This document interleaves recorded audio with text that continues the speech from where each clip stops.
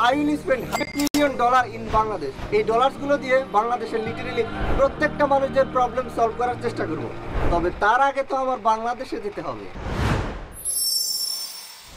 এক রাতের জন্য $10,000 পেমেন্ট দিয়ে আমরা থেকেছি এই হোটেলটিতে। And that was amazing. আরে ভাই সাবধানে dollar ঘুষা। Thanks a lot brother. Just for you. এটা আমার বাংলাদেশ চলে না ভাই।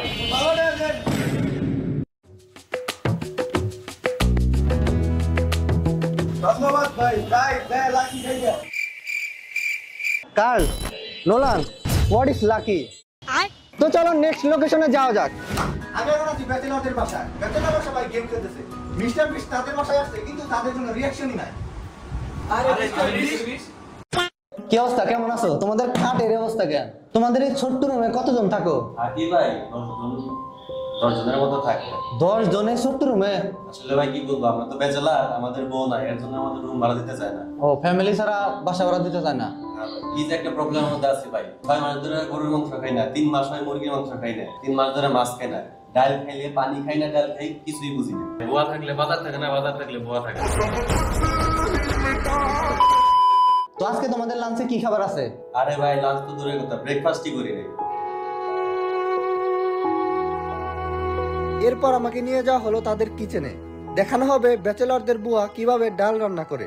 প্রথমে একটা পাতিলে পানি দিয়ে এর মধ্যে ডাল দেওয়া হলো। ইস, ডাল বেশি হয়ে গেল, কিছু ডাল উঠাতে হবে। না, পানি তো কম কম লাগছে, আর একটু দিতে হবে।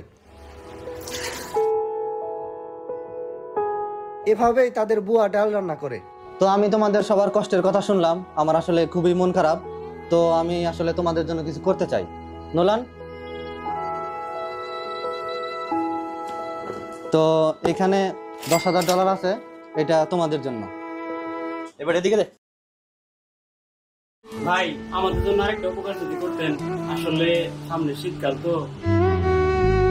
এই শীতে যারা বিয়ে করতে যাচ্ছ তাদের জন্য বেস্ট অপশন হতে পারে মোমেন্টস কিপার। মোমেন্টস কিপার হচ্ছে একটি ওয়েডিং ফটোগ্রাফি এজেন্সি, যারা basically videography and photography service দিয়ে থাকে। আমার রেফারেন্স দিলে বাবা 10% discount, link in description below. এই ভিডিওতে যারা কমেন্ট করবে তাদের জন্য রয়েছে একটি করে টেসলা।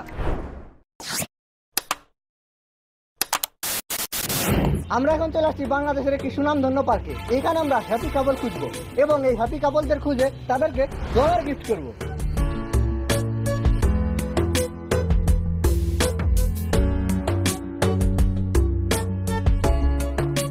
জিমি দেখো, ওদেরকে দেখে মনে হচ্ছে হ্যাপি কাপল। নোলান, তুমি কি বলো? তুমি যা বলো তাই। তাহলে চলো।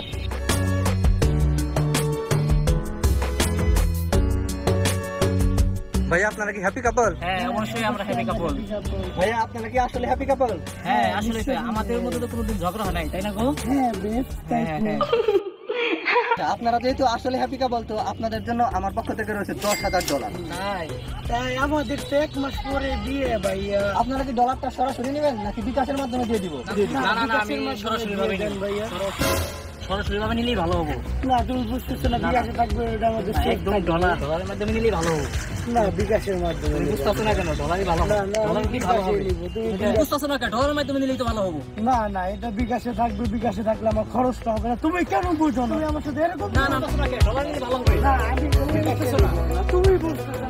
বলতেছি যে ডলার নিয়ে আমরা এটা তো ভালো হবে। ওরা ঝগড়া করতে থাকুক, আমরা চলো নতুন কোনো লোকেশনে যাই। বাংলাদেশের রাস্তায় রিকশায় চড়ে ঘোরার মজা আলাদা, তবে পাশে থাকতে হবে সুন্দরী মেয়ে। তো আমি আজকে বাংলাদেশের রাস্তায় রিকশায় চড়ে ঘুরবো। আমি নিচে থেকে সকাল থেকে কোনো কাস্টমার ফাইজলামি শুরু করতেন। ভাই রিল্যাক্স রিল্যাক্স রিল্যাক্স। এই নেন, এটা রাখেন।